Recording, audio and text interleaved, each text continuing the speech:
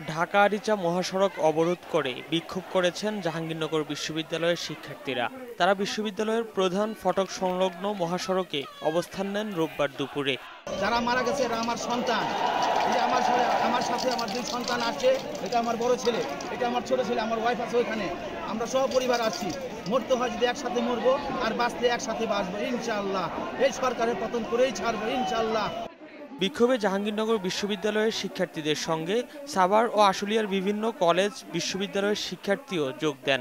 শিক্ষার্থী ছাড়াও বিক্ষোভে অংশ নেন বিভিন্ন শ্রেণী পেশার অসংখ্য মানুষ। এ সময় ঢাকা আরিচা মহাসড়কে যান চলাচল বন্ধ হয়ে যায়। আমাদের ভাইদের রক্তাক্ত করা হয়েছে, আমাদের ভাইদের হত্যা করা হয়েছে।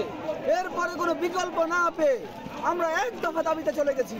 এই মুহূর্তে শেখ হাসিনা তার সরকার ও দলবলকে নিয়ে বাংলাদেশের সরকার থেকে পদত্যাগ করতে হবে। যদি তারা পদত্যাগ না করে তাদেরকে এই দেশ থেকে, এই সরকার ব্যবস্থা থেকে উৎখাত করা হবে। আজকে সারা দেশের ভিন্ন ভিন্ন শ্রেণীর বিভিন্ন ধরনের পেশার মানুষ, আজকে বিভিন্ন অঙ্গনের মানুষ আমাদের সাথে একত্রিত হয়ে রাজপথে নেমেছে।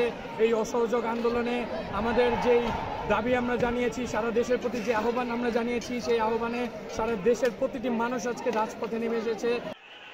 সরকার পদত্যাগের এক দফা দাবিতে বৈষম্য বিরোধী ছাত্র আন্দোলনের ডাকা সর্বাত্মক অসহযোগ আন্দোলন চলছে। তারই অংশ হিসেবে মহাসড়ক অবরোধ করেন আন্দোলনকারীরা।